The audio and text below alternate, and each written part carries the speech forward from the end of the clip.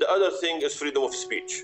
That is something being heard recently in Saudi Arabia with the number of arrests of journalists and intellectuals and clergies and people whom I disagree with, but I will never call for their arrest. In a totalitarian society, there is only one source of news. In a democracy, you have a second source, and that is the version that is produced by a free press. A citizen can then check the government version against the version he gets from the press and decide which one that he or she wants to believe. If there were no other reason for having a free press, that alone would be reason enough.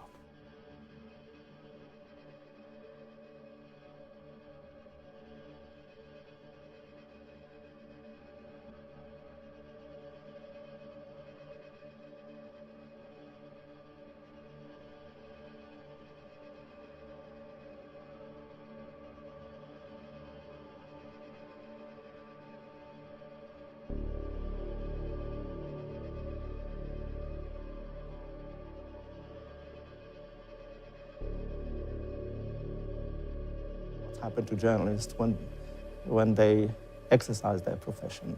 And throughout the Arab world, apart from a few exceptions, historically, journalists are criminalized. When journalists write something that the rulers don't like very much, they deal with them very harshly.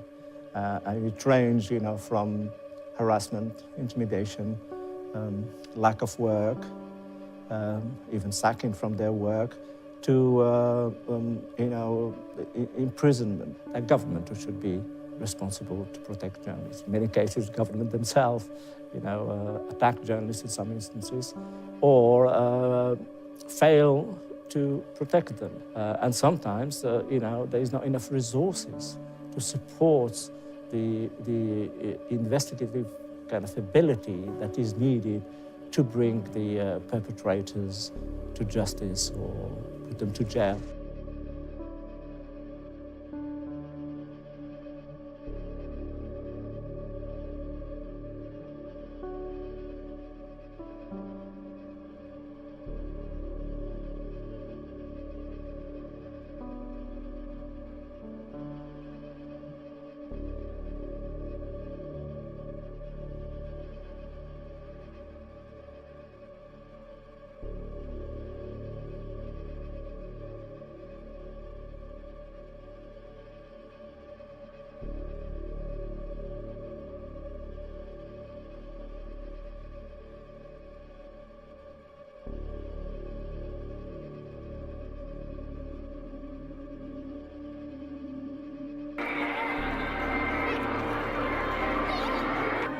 In the Middle East and North Africa, journalists and their freedom to report the story often takes a back seat to governments and their concern for self-preservation.